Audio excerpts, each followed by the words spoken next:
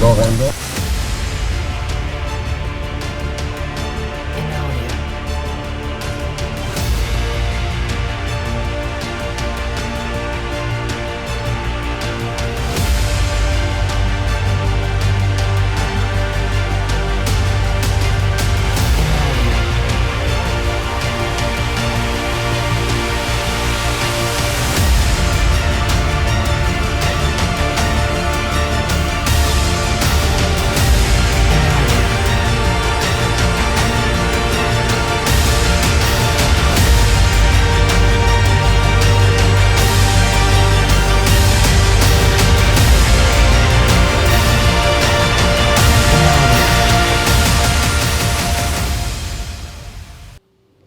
And welcome to the Mizzou Hockey pregame show brought to you by Jim Butler Centralia, the exclusive automotive partner. Good afternoon, everyone. I'm looking for Taylor Oxman, Ian Papp, Rocky, Owen Backer. Guys, the Mizzou Tigers, what a great series win. In my opinion, a win they definitely needed. 13-ranked Mizzou getting a victory over 20-ranked WashU. Ian, what did you learn the most in that series opener?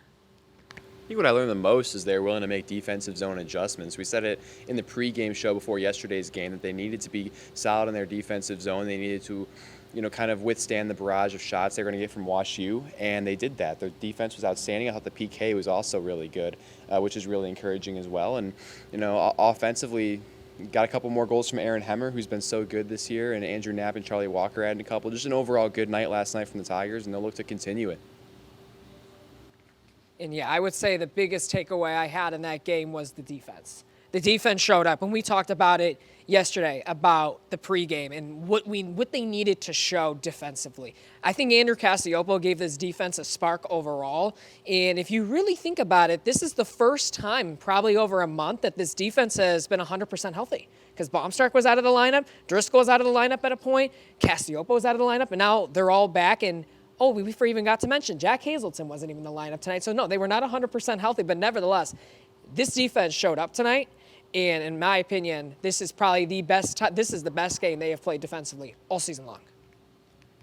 Yeah, for me, I think the biggest thing was the Tiger penalty kill. I knew that they were, decent, but I didn't know they had that in them. I mean, there were points in the second period specifically when it looked like they were trying to make it as hard on themselves as physically possible, just continuously taking penalty after penalty after penalty, 5-on-3 after 5-on-3, and they killed it off. And also, shout out to Tanner Richardson. They say the best penalty killer is your goaltender, and that was certainly true tonight, but that's not to take anything away from the actual penalty killers on the ice. They were solid, and if they can show up like that consistently and obviously not take a billion penalties, then they really shouldn't be letting up too many power play goals the rest of the season. Yeah, and that's a really good point. If it weren't for that weird second goal that WashU got, I would have been right. Didn't I say Tanner Richardson was going to let one in? Didn't I say that? You did say that. I said he was going to have a rebound game. Didn't I say that? You did say that. I did say that. I did say that. So 2 is basically 1. It's fine. Sure, we could say that. 2 equals 1. We could say that. But I will say this in all seriousness. Obviously, we saw Tanner Richardson having a hot start to the season, obviously with back-to-back shutouts. And then he started to sort of let a couple more in. He was sort of getting a little in a skid, letting a little too much in. But then we saw tonight that he was back. I feel like the defense had a huge impact on that, because you didn't really see many shots that Cole Hannon and the Greco brothers, they didn't get many good looks. They were pushed to the outside, just like what Mizzou did with Arkansas, what they did to Purdue, and it worked. That is how you're going to be able to beat teams like a WashU, like a Missouri State when the time comes. And obviously they did it against WashU tonight. But Ian, I want to hear your input on Aaron Hemmer. We talked about it in yesterday's pregame, but I want to hear more about Aaron Hemmer, because we're starting to see the next rise of the freshman class. Yeah, I mean, Aaron Hemmer's performance in the most recent weeks has been really encouraging for this team. Talked about it in yesterday's pregame, how it's encouraging to have your freshmen showing out like this when you have so many, senior leaders on this team that aren't going to be here in the future. So as much as you don't want to kind of think about the future too much and focus on right now, you got to think about it a little bit. And so far, Aaron Hemmer is really coming into his own, and he's proving that he's going to be a big part of the future for this program. And 2 more goals last night. He looked incredible again. His speed is evident really every time he's on the ice, and it's exciting to see what he'll be able to do to kind of build on this performance and continue to improve and grow throughout the rest of the year. Yeah, and honestly, we talked about Aaron Hemmer and his ability to outskate people, right? We talked about that. But I think me personally, what got me is his ability to get open, his ability to create space. And we saw him that second goal of the night. He was wide open in the low slot. And obviously his line mate was able to find him and just put it behind the goaltender. And that was really what got me personally in that first game, is his ability to get open and generate space. And that's exactly what he did. And I don't know what the stat was. Owen said it was like 47.1% that the first line was scoring the goals. It is now 46.7, so it's gone down slightly. Okay, 46.7%, so around 47%. But Aaron Hemmer, now the other lines contributing, we talked about that one of our keys, the secondary line involvement, and we saw that again. Yeah, and I mean, this morning on the pregame show, we talked about 3 keys, and all of us in some form or another talked about depth scoring, whether you were talking about the second line or I was talking about just hold down the lineup. And that was big, and that happened tonight. Obviously, Knapp and Spolik and Rudman were still a force on the ice. That's obviously still your first power play units, your first line.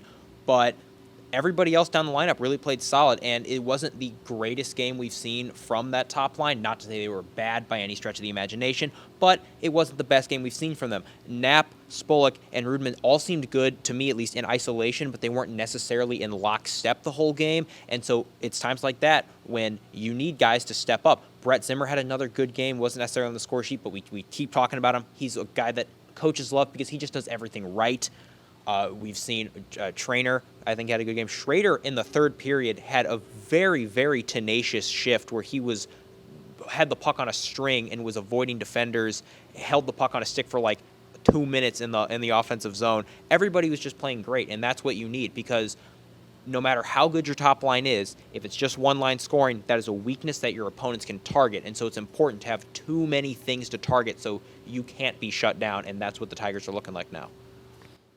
Yeah, you bring up a lot of good points, but I do want to mention the second game, and obviously the Tigers look for the sweep today, is sort of looking at Jack Dobbs now that Tanner Richardson has gone in. He did what he did. I feel like Jack Dobbs, I think, what's the importance in for him to follow up that effort?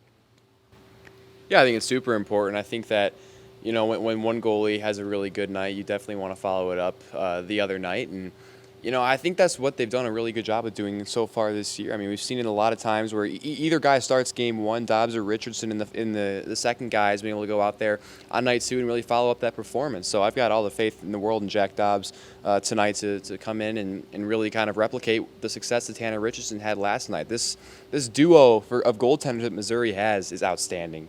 They're outstanding, and I really do believe that it's important for Jack Dobbs to continue what Richardson did, and I have no doubt that he will. All right, let's sort of pick them. Let's pick who's going to win the second and final game of the Wash U series. Owen, I think you should start us off. All right, well, based on what I saw tonight, you said it on the postgame too, this might have been the best game the Tigers have played all season. They look really solid. They didn't blow up the score sheet or anything like that, but a 4-1 victory, I mean, it's the best game you could ask for. And so for how they played tonight, I am picking the Missouri Tigers. Well, thank you. That was very. I like the emphasis that you put on that. I appreciate that. But I think I'm gonna take the Tigers as well. You know, I understand that the Tigers, they scored 10, 8, 6 against Ole Miss, SLU, and ISU. I don't care that they did that. It's all 3 phases that really clicked against WashU in the series opener. And that's why I personally think this was the best game they've played all season long. If you really looked at WashU and their inability to create a forecheck, that hindered their ability to get anything going this entire game. And that's why the Tigers, they own the blue line. They didn't allow the Bears to establish any sort of momentum the entire game. And now, granted, did the Tigers play a full 60 minutes? In my opinion, they did not. In fact, I think they only played really a 45-ish minutes, but it didn't matter because WashU wasn't able to get anything going. But because of the game one's effort, I'm taking the Tigers again. I'll keep it short and sweet. Tigers stood on business last night. They're going to stand on business again tonight. Give me the Missouri Tigers over the WashU Bears. You know, we talked about this in the first pregame. I don't understand that saying at all. It's get your business done. That's what it means. I mean, get your business done. Stand on business. That's not a thing. I love it. You love it? I love it. I love it. All right. I'm going to use it. You're going to use it? Yep. Okay, I It's get. so ambiguous. I love it. The ambiguity makes it seem more powerful than it actually is. All right. Well, we all picked the Tigers, but do we have a score prediction within itself? 5-2. I like that.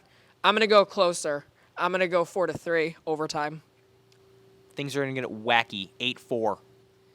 8-4. Okay, I like that. With it. I'm taking a big swing because if I'm right, y'all are never going to hear the end of it. I was almost right about the Tanner Richardson thing. Oh, I was almost right. Okay. All right, everyone, thanks for tuning into the Mizzou Hockey pregame brought to you by Jim Butler Centralia. I'm Luca Vitale, alongside me, Ian Paprocki, Owen Backer. Thanks for tuning in. Adam Lewis and Owen Backer on the call for today's action, and we'll see you around.